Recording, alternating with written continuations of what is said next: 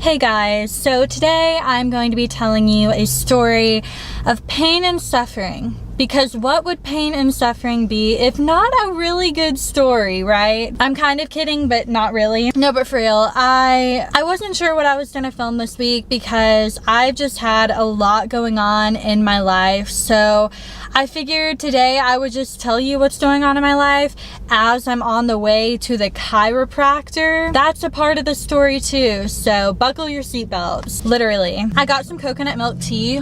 Oh, it is so good. Okay, so my story starts last week. Last Monday, I was pennyboarding from my apartment to campus to meet some of my friends to study. I ride my pennyboard pretty often. So I'm going through this parking lot, right? And I'm basically going to tell you this part how I remember it. Bump, head on concrete. I will say that again. Bump, head on concrete. That's how I remember this happening. I hit a bump and then my head hit the concrete. So I'm sitting up very slowly from the concrete, extremely dizzy. And as I'm sitting up, I feel like I remember talking to myself. I remember saying like, what just happened? What should I do? What do I do? And then to make it even better, I realized that I just have blood falling from my face. So you can imagine me sitting there, bleeding profusely and just generally shook. I realized that there's nothing I can do. I physically cannot stand up because I'm so dizzy, and I don't have anything to stop the bleeding. In fact, I don't even know what's bleeding.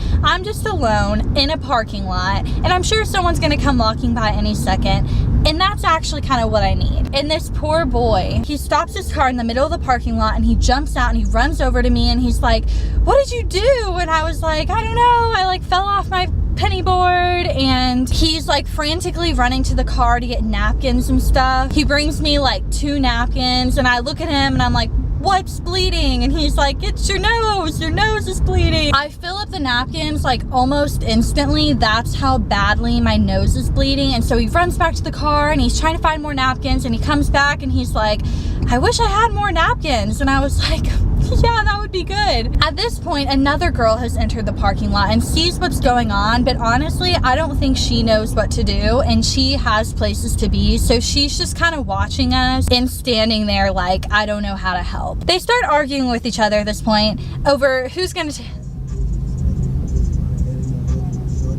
the person next to me. Good song. So at this point, the two of them start arguing over who's going to take me to the hospital because they both have things to do. The girl literally just says, "I'm sorry, I can't," and leaves. And the boy is like, "Okay, I'll take you to the hospital. Where do you want to go?" And I don't know where I want to go. I'm so in a state of shock. And then it suddenly hits me. Erica, my roommate, and her mom are in town. Specifically the her mom is in town part. And so I go, okay, I need to call my roommate. And I'm like trying to get my phone out, and there's blood just dripping all over my clothes, all over my phone and stuff.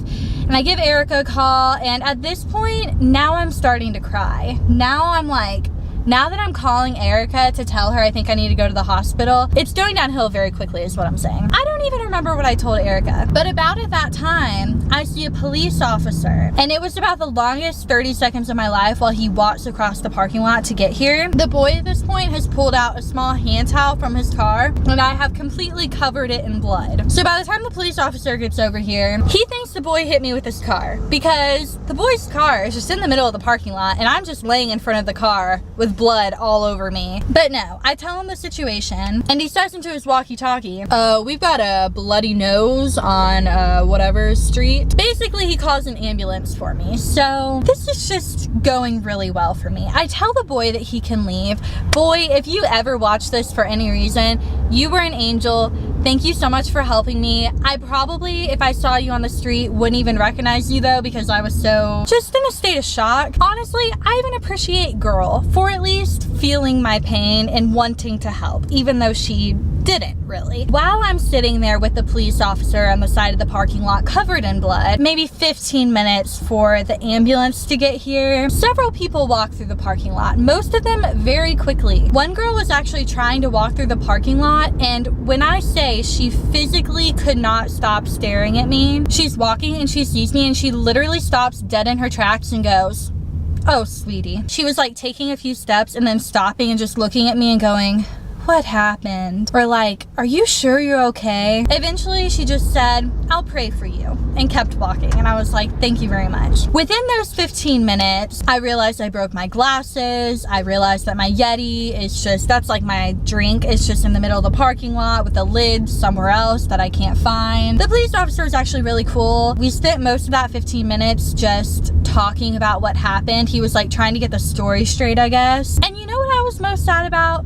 I was most sad about breaking my glasses. And the police officer got that. His questions seemed kind of irrelevant in the moment, I'm gonna be honest. He's like, okay, so this is your skateboard. And I'm like, yes. And he's like, and I'm assuming you know how to ride that thing. And I'm like, yes. And he's like, and you fell about here? And I'm like, yes, right about where the blood is. He's like, I'm a glasses wearer myself, so I feel your pain. Do you need them? And I'm like, yes. I really just need them at night though, so I can see most things at this point. So then the ambulance got there. The funny thing about this too is that when he told me that my nose wasn't broken, I was like, I know, I like didn't even really land on it. Like I don't even know why it's bleeding. But my nose is still bruised today. Like I obviously landed on my nose, but in that moment, all I could feel was just like the headache that I had. So he basically wiped all the blood off in my face and he checked to see if I had a concussion, and he didn't think I had one. So I really got out of this the best way that I possibly could. There were no missing teeth, no broken bones, no concussion, even though I literally took all of the weight of the fall on my head. I mean, that's kind of impressive. I must have a hard noggin. I was like pretty cool throughout the whole process. Like when the ambulance was with me and stuff, like I was pretty solid because I was just in shock. But the second I got home and it like really sunk in what happened and I was starting to like remember what happened, I became kind of hysterical very quickly because I mean honestly it was probably one of the scariest things to ever happen to me. I know I'm talking about it really like, but seriously, like I kept having flashbacks to first of all my head hitting the concrete. I'm not kidding.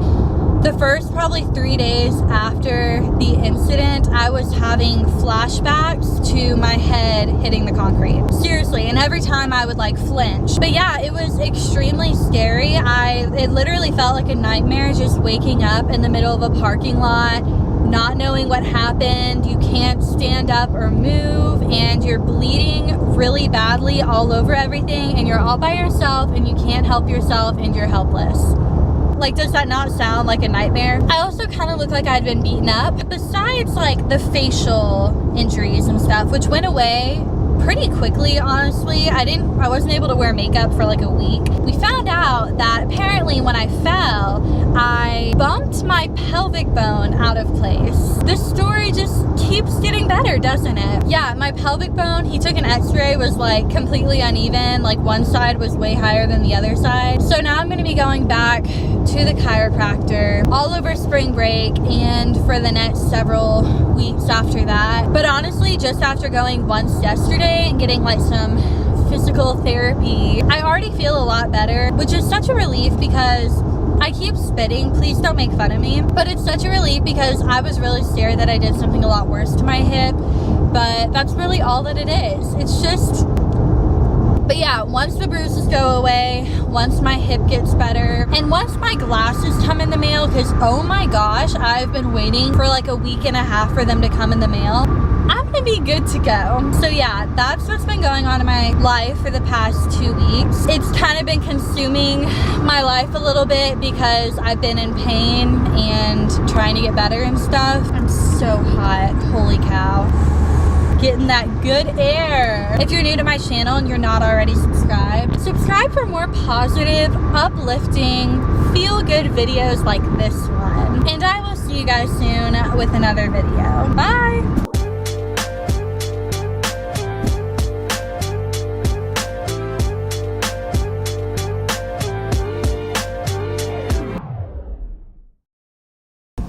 Okay. Here we go, here we go. I gotta pay.